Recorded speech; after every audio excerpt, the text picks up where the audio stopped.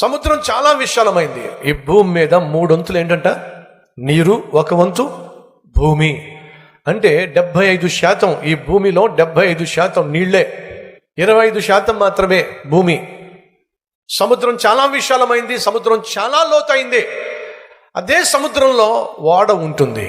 మీరు గమనించండి, అలలు ఇటు కొడతాయి అటు కొడతాయి, ఎటు పడితే అటు కొడతా ఉంటాయి, కానీ ఓడ ఊగుతూ ఉంటుంది, కానీ ఓడ మునగదు. ఎందుకని? ఆ విధంగా దాన్ని తయారు చేస్తారు. ఓడ చుట్టూ ఉన్న విశాలమైన సముద్రము ఓడను ఏమీ చేయలేదు, లోతైన సముద్రము ఓడను ఏమీ చేయలేదు.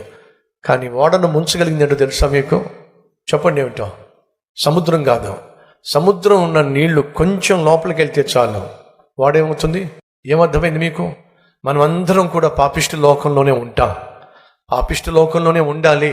చచ్చిపోయేంత వరకు మనం పాపిష్టి లోకంలోనే ఉంటాం, పాపిష్టి లోకంలోనే సంచరిస్తూ ఉంటాం, జీవిస్తూ ఉంటాం. ఈ పాపిష్టి లోకం కాదు మనల్ని ముంచేసేది. ఎప్పుడైతే నువ్వు పాపిష్టి లోకానికి నీలోనికి రాణిస్తావో అప్పుడే ముంచేస్తున్నది. అనగా నీళ్లు ఆ ఓడలోనికి రానంత వరకు ఆ ఓడకి ఏ ప్రమాదము లేదు. అలాగే ఈ లోకంలో ఉన్న పాపము నీలోనికి రానివ్వనంత వరకు నీకే ప్రమాదము లేదు.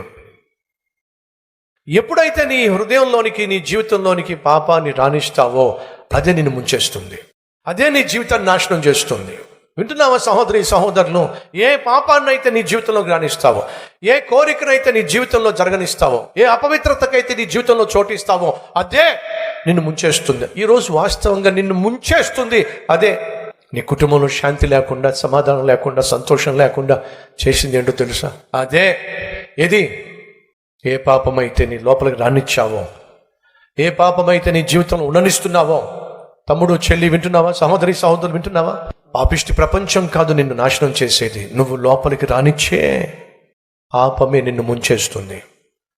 యూదాకు డబ్బు పిచ్చి పట్టేసింది. ఆ పిచ్చి ఎక్కడి దాకా పెరిగిపోయిందయ్యా అంటే ఆఖరికి యేసయ్య సేవనే దోచుకున్నాడు. అంతటితో ఆగల.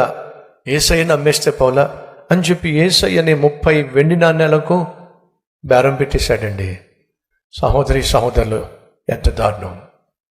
ఒక పాపిష్టి ఆలోచన తనలోకి వచ్చింది, ఒక పాపిష్టి కోరిక తనలోకి వచ్చింది. ఏమిటంటే డబ్బు సంపాదించాలి, డబ్బు సంపాదించాలి, డబ్బు సంపాదించాలి.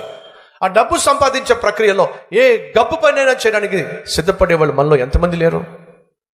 ఆ రోజు యూదా ఇస్కరియోతులోనికి ఒక పాపం ప్రవేశించింది. ఏమిటంటే ధనాపేక్ష.